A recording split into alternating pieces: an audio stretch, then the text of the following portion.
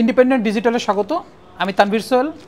আজকে সর্বশেষ খবর নিয়ে আপনাদের সামনে আবারও হাজির হয়েছি। দর্শক, আপনারা জানেন চলতি বছরের 5 জুন কোটা সংস্কারের দাবিতে যে আন্দোলন শুরু হয়েছিল, সেই আন্দোলন আজ থেকে মোড় নিয়েছে সরকার পতনের দাবিতে।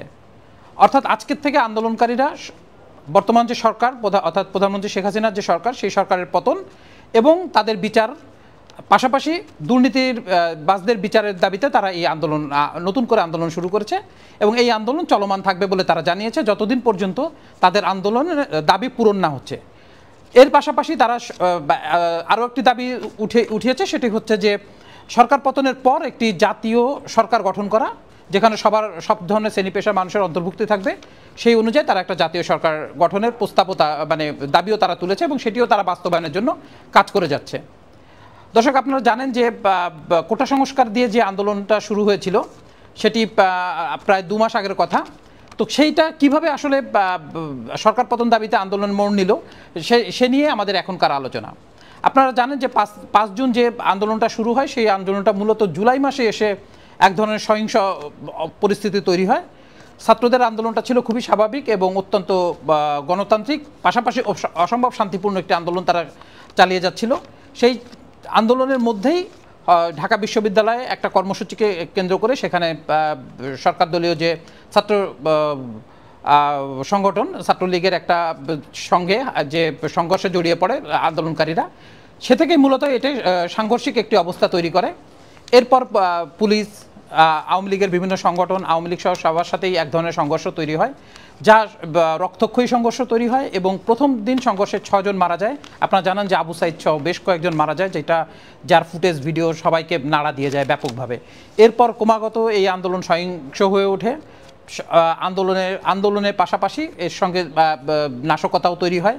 আপনারা জানেন যে বিটিভি, মেট্রো রেল এবং সহ বিভিন্ন যে স্থাপনা, এক্সপ্রেসওয়ে এবং পুলিশ, বিভিন্ন সরকারি স্থাপনা সহ বিভিন্ন জায়গাতে অগ্নিসংযোগের ঘটনা ঘটে। তবে এর মধ্যেই প্রায় 200-র উপরে মূল্যবান প্রাণ কিন্তু মারা যায়, ঝরে পড়ে। পাশাপাশি অনেকেই আহত, প্রায় বলা হচ্ছে যে 7,000 মানুষ আহত হচ্ছে, যারা গুলিবিদ্ধ হয়েছে। অনেকে আহত হয়েছে মারপিটের কারণে, ইটের আঘাতে। এই আন্দোলনে কয়েকজন পুলিশ সদস্যেরও মৃত্যু হয়েছে।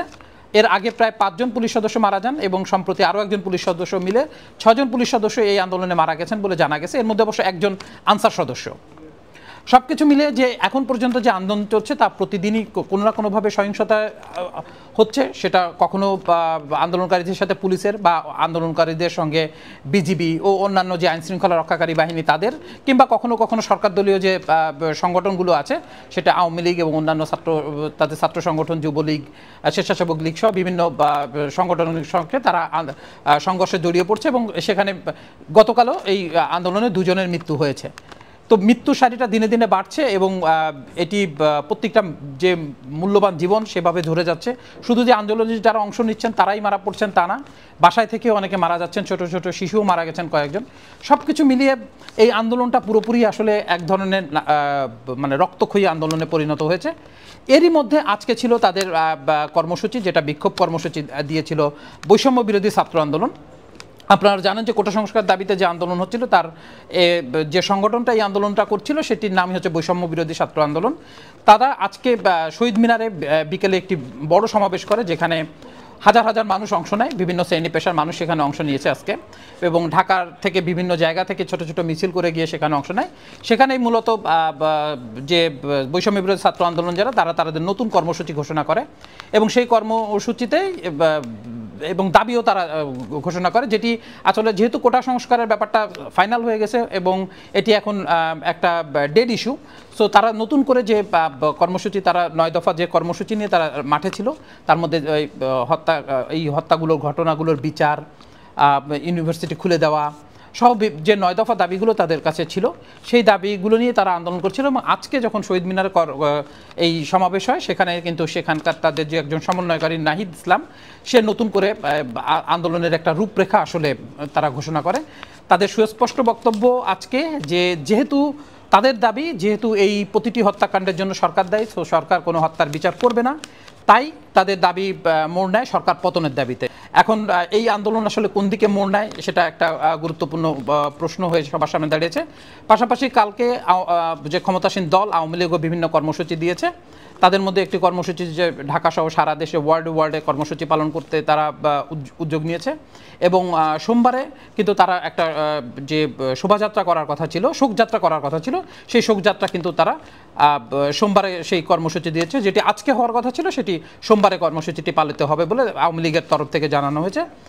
এখন এই সরকার একদিকে সরকার পতন আন্দোলন আর একদিকে সরকারে থাকার আন্দোলন, এর পরিস্থিতি কোন দিকে যায় সেটা আসলে দেখার বিষয়।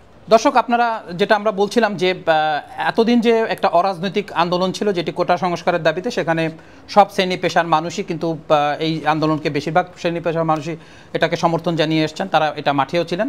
কিন্তু আজকের ঘোষণার পর মূলত কিন্তু এই আন্দোলনটি একটি রাজনৈতিক রূপ পেল, অর্থাৎ একটি রাজনৈতিক সরকার উচ্ছেদের বা পতনের দাবিতে যে একটা রাজনৈতিক অবস্থান তারা ঘোষণা করলো, সেটি আসলে কিভাবে সেই দাবি পালন হবে এবং রাজনৈতিক সরকার কিভাবে সেটি মোকাবেলা করবে সেটি আসলে এখন দেখার বিষয়। এখনকার মতো এই ছিল আমাদের সর্বশেষ। পরবর্তীতে নতুন কোনো আপডেট আসলে আপনাদেরকে জানিয়ে দেওয়া হবে।